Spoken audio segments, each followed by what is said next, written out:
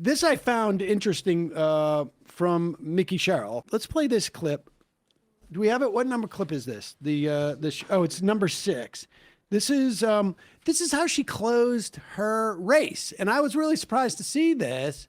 It's a good surprise, It's right? a good surprise. Yeah. And, I think there was, some polling towards the end there where people are getting not necessarily worried, but thinking she's going to underperform quite a bit. She underperformed a little bit against Murphy, but, like I say, but a 13-point win is a significant win. But this is how she closed out, and I thought this was interesting. I am fighting for you. I'm fighting for affordability. I'm fighting to get your costs down. I'm declaring a state of emergency on day 1, freezing utility rate hikes. I said last night, you know what? I'm not playing. Right? I'm not doing a 10-year study. I'm not writing a strongly worded letter. I'm not going to convene a group. I'm declaring a state of emergency to drive your costs down. And that's just where it starts, because as I'm looking to the budget, I'm increasing that first-time home buyers program so you can get your foot in the door. Try to build your family's generational wealth. I'm taking on those landlords who are colluding to drive up your rental prices. Will my opponent do that? No. His biggest donor is one of those guys that's being investigated right now. So this is the fight.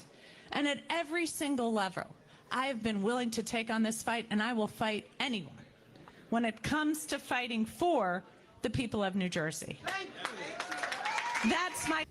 I mean, she's freezing the electrical rates. She's going after the rents. She's looking for affordability. It seems like by the end, she was adopting, at the very least, the rhetoric of Mamdani. Maybe not necessarily the policies, but the rhetoric, the way that people hear it, it sounds very similar, it seems to me. And just a little something to add to that, there was a write-up of some of the data by, I think, G. Elliott Morris that pointed this out, that Union City, which is, I think, over 80% Latino, and that's important because Trump made gains with Latino voters on the question of affordability and in the last election.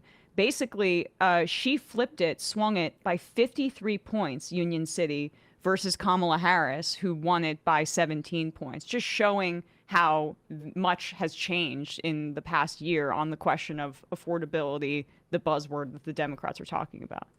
Yeah. Well, I'm of a couple minds on this one. I think show not tell is the ultimate mantra that we should have. And if she's actually going to declare a state of emergency, AKA using power, not just having rhetoric, that's a good thing. And if it works, it can hopefully have ripple effects for all Democrats. And to your point before, the conditions that led to where we are now really fundamentally came from Democrats not using their power, right? Barack Obama got elected, brought the entire healthcare debate inside the Beltway, didn't leverage this massive army he had, a mistake that I don't think Zoran's going to make when it comes to governing. And the net result was deals with big pharma, subsidies to big insurance, not really challenging the fundamental structure of how insurance runs in America. And, drip, drip, drip. There's a little progress, and now we have to have subsidies here and there, but we haven't fundamentally made healthcare more affordable for Americans, right?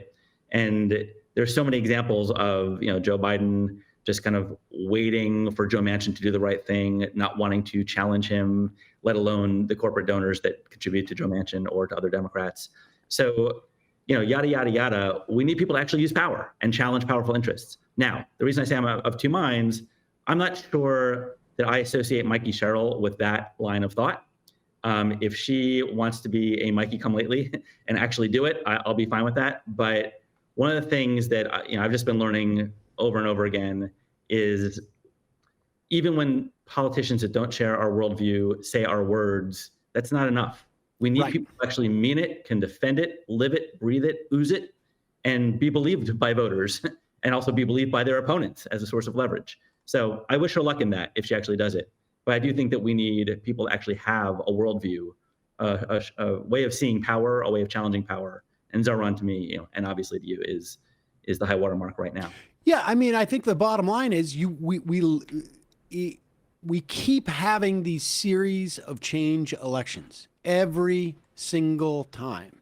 And I'm looking at the data in terms of like, in terms of, we know that 85% of the people who voted for Mamdani did so because they were they were pro Mamdani. They were not like voting against anything other than for Mamdani. Yep.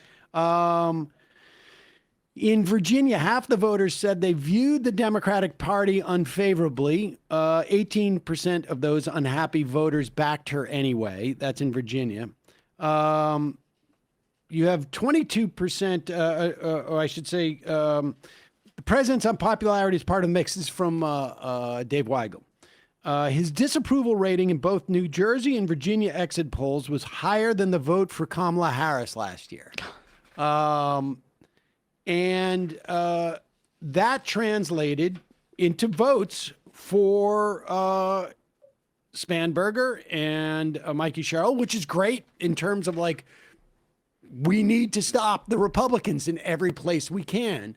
But when we look down the line, we want Democrats to replace those, we want them either to win re-election or we want Democrats to hold those seats and to hold the Virginia Assembly, et cetera, which means now they actually have to address those conditions. They have to use their power to do something. And the biggest indication, I think, of a politician who's going to do something, last night, like, I don't think there's anybody who is in New York City who doesn't know like the 4 or 5 things that Mamdani has promised he's going to do and can judge him on that.